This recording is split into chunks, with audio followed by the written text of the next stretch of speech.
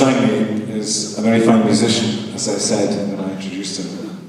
But since he moved to Skye, he's also become a bit of a farmer, because he has a small holding outside the village of Portree, and he now keeps chickens.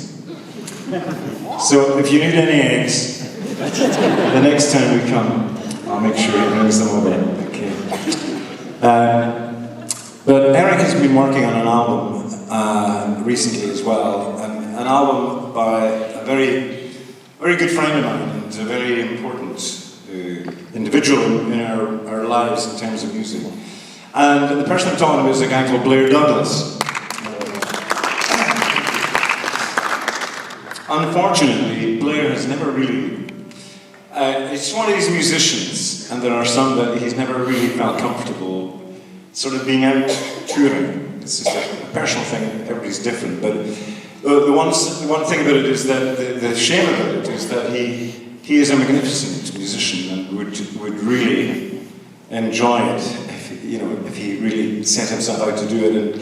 And I kind of feel that Blair is not as known throughout the world as he might be or should be in relation to his great ability. And he was actually the founder member, I think I maybe said before, he was the person who founded Runrig at the very beginning, when he was a student, along with Munro, and he was the person who named the band, actually, gave the band its name. So it was his fault that we then had to subsequently spend many years answering the question of what does Runrig mean everywhere we went. But it became something that was a very strong image of our identity in Scotland, and it tied us very much to the landscape of Scotland and to the culture and to the history of Scotland. And the reason I mentioned Blair and Eric working with the music, Blair is working on a new album at the moment, which I guess will be out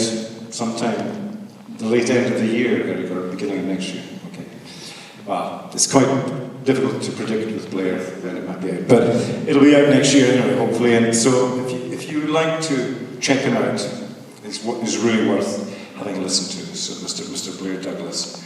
And the reason I mention him specifically now is because Blair and I worked together on this next song.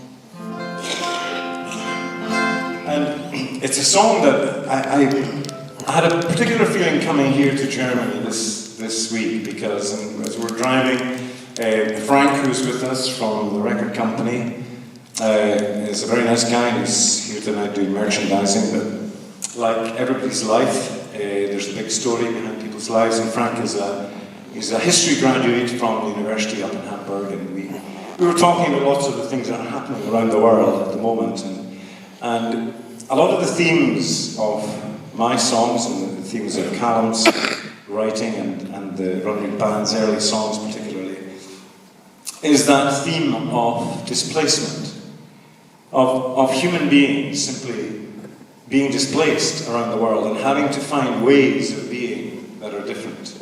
And I would just like to personally pay tribute to you as a people, because, and I know it's not easy, but I think you have led the rest of Europe by example in relation to what has happened with the refugees. And we certainly admire in the UK what you have done here. And the generosity of the German people is a great example to other people around the world. So well done for that.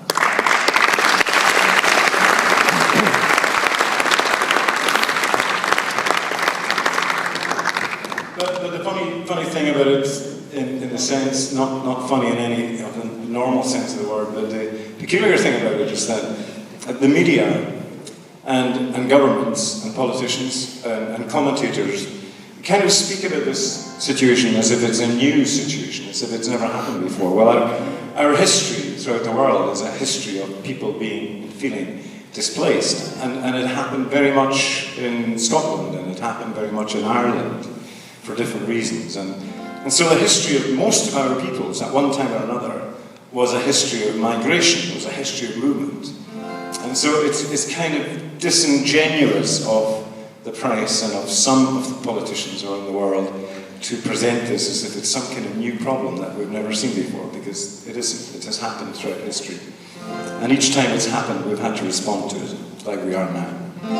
And this next song is a song about that subject matter, about people taking their families and taking them away into another country, into a different environment, into a hostile, difficult environment, and having to make new lives for themselves. And the people the song talks about are the people from my own home island who went across to Prince Edward Island in Canada on the eastern seaboard.